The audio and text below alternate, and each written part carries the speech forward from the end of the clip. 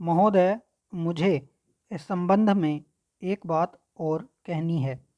वह यह है कि मुझे मुख्य आयुक्त के भाषण के अनुसार यह आशा थी कि सरकार मजदूरों की उन्नति के लिए, उत्थान के लिए, उद्योगों के विकास के लिए और गांवों की स्थिति सुधारने के लिए तकनीकी प्रशिक्षण देने का काम करेगी। लेकिन ऐसा ज्ञात होता है कि आर्थिक शक्ति सीमित होने के कारण इस ओर कार्यवाही करने की संभावना नहीं रही। फिर भी मुझे आशा ही नहीं अपितु पूर्ण विश्वास है कि भविष्य में हमारा मंत्रिमंडल इस ओर अवश्य अविलंब ध्यान देगा। इसी प्रकार से ग्रामीणों की अवस्था सुधारने के लिए सरकार घरेलू उद्योग धंधों को भी बढ़ाएगी जो अभी तक नहीं के बराबर हैं। भारत की दृष्टि से कुटीर उद्योग बड़े उद्योगों की अपेक्षा अधिक लाभदायक है। पहली बात तो यह है कि भारत एक गरीब देश है और उसके पास इतना पैसा नहीं है कि वह बड़े उद्योगों के लिए पर्याप्त संख्या में बड़ी बड़ी मशीनें मंगवा सके। बड़े उद्योगों के लिए बहुत बड़ी बड़ी महंगी मशीनों की आवश्यकता होती है, जबकि कुटीर उद्योग छोटी छोटी और सस्ती मशीनों से चल जाते हैं। कुटीर उद्योगों के लिए न तो बहुत बड़ी बड़ी इमारतें बनानी पड़ती हैं और न ही बहुत महंगी मशीनों की आवश्यकता पड़ती है। अतः ये उद्योग छोटे छोटे गांवों में भी प्रारंभ किए जा सकते हैं। कई उद्योग तो इतनी थोड़ी पूंजी से भी शुरू किए जा सकते हैं कि उतनी पूंजी प्राय हर किसी व्यक्ति के पास होती ही है। कुटीर उद्योगों में दूसरी बड़ी सुविधा यह है कि इनमें बहुत अधिक मजदूरों की आवश्यकता नहीं होती। एक परिवार के सदस्य ही उस उद्योग को चलाने के लिए पर्याप्त होते हैं।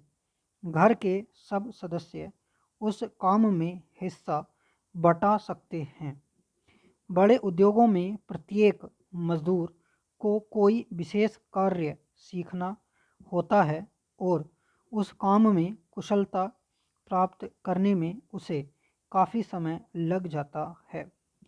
तीसरी चीज़ जो मैं आपके सामने रखना चाहूँगा वह यह है कि जो विचार और सुझाव आपके सामने प्रस्तुत किए गए हैं वे एक पवित्र, शुद्ध और जनता व प्रांत के हित को ध्यान में रखकर ही प्रस्तुत किए गए हैं और मुझे पूर्ण विश्वास है कि बिना किसी दलगत भावना के शिकार हुए आप उनकी जांच करेंगे और यदि वे जनहित की कसौटी पर खरे उतरें तो उन पर कार्रवाई करेंगे।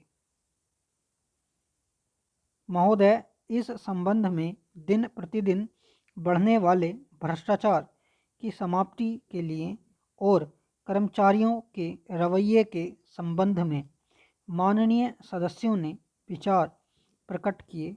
मैं समझता हूँ कि इससे कोई समझदार व्यक्ति इनकार नहीं करेगा कि भ्रष्टाचार को प्रोत्साहन नहीं देना चाहिए। अतः इस ओर विशेष ध्यान देने की आवश्यकता है। भ्रष्टाचार को समाप्त करने के लिए जो कठिनाइयाँ सरकार के समक्ष हैं उन पर शीघ्र ही कदम उठाए जाने चाहिए। यदि सख्ती भी बरतनी पड़े तो चिंता नहीं, हमें ऐसे कदम उठाने ही हैं। मैं यह जानता हूँ कि बहुत से लोग, जिनमें कुछ हमारे साथी भी हैं, इसकी कुछ बातों का विरोध करते हैं, परंतु यदि हम देश की उन्नति चाहते हैं, यदि हम देश को आगे बढ़ाना चाहते हैं और विशेषकर यदि आप समाजवादी ढांचे के आधार पर, जिसको कि कांग्रेस ने देश के लिए निश्चित किया है, इस देश की व्यवस्था करना चाहते हैं, तो हमारे लिए आवश्यक है कि हम इस तरह से कदम उठाएं कि जिससे लोगों को अपनी जीविका सुंदर ढंग से कमाने के लिए साधन जुट जाएं। वास्तव में यह सरकार जिसने यह साहसपूर्ण कार्य किया है, इस कार्य के लिए सबसे अधिक बधाई की पात्र है। जो लोग यह आशा करते हैं कि हर एक काम उस ढंग से होना चाहिए जिसके लिए गांधी जी हमसे कहा करते थे, और जैसा कि अभी हमारे एक साथी कह रहे थे कि जिस तरह से सरकार ने इस संबंध में व्यवहार किया है, वह गांधी जी की नीति के अनुसार नहीं था। यही नहीं, उन्होंने तो एक तरह से कांग्रेस ने जो समाजवादी ढांचे पर समाज की व्यवस्था की नीति अपनाई है, उसका विरोध किया, और मेरी समझ में उनकी बात नहीं आती कि एक तरफ तो वह कांग्रेस के अंदर हैं और दूसरी ओर कांग्रेस द्वारा स्वीकार की हुई नीति का इस प्रकार से विरोध करते हैं।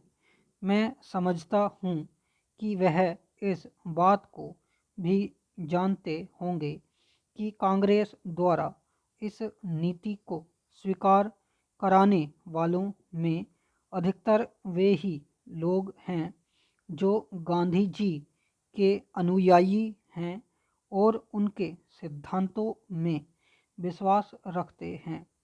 ऐसी स्थिति में उनकी वह बात समझ में नहीं आती कि आज सरकार प्रजातंत्र और गांधी जी के बताए हुए नियमों के अनुसार आचरण क्यों नहीं कर रही है।